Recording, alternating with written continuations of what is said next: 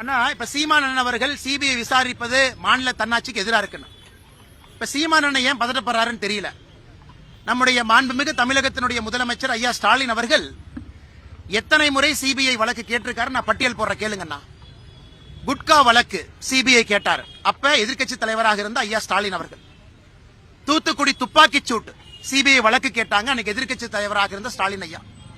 மௌலிவாக்கத்துல ஒரு பில்டிங் இடிஞ்சு கீழே விழுந்த பொழுது அப்போதும் சிபிஐ விசாரணை வேண்டும் என்று எதிர்க்கட்சி தலைவராக இருந்த ஐயா ஸ்டாலின் அவங்க கேட்டாங்க. ஹைவே டெண்டர்ல ஒரு ஊழல் நடந்திருப்பதாக எதிர்க்கட்சி தலைவராக இருந்த ஐயா ஸ்டாலின் அவர்கள் சிபிஐ விசாரணை கேட்டாங்க. இதெல்லாம் எதிர்க்கட்சி தலைவராக இருந்த பொழுது சிபிஐ விசாரணை வேண்டும் வேண்டும் வேண்டும் என்று தமிழகத்தில் ஐயா ஸ்டாலின் அவர்கள் கூறியது. அப்ப அண்ணன் சீமான் அவர்கள் ஏன் கருத்து சொல்லல? அப்ப தன்னாட்சிக்கு எதிராக இல்லையா?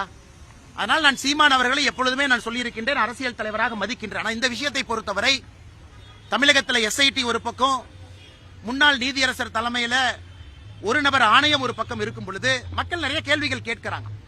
ஏன்னா சம்பந்தப்பட்ட டிவிக்கே கேள்விகள் கேட்கிறாங்க. பாரதிய ஜனதா கட்சியினுடைய 2 நபர்கள் தனிப்பட்ட முறையில் உச்சநீதிமன்றத்துக்கு அவங்களும் போயிருக்கிறாங்க. தமிழ்நாடு அரசும் தன்னுடைய வாதத்தை வைத்திருக்கின்றார்கள். எல்லாவற்றையும் சேர்த்து இன்னைக்கு CBI monitored by a retired Supreme Court judge assisted by 2 IPS officers not born in Tamil Nadu but belonging to Tamil Nadu cadre.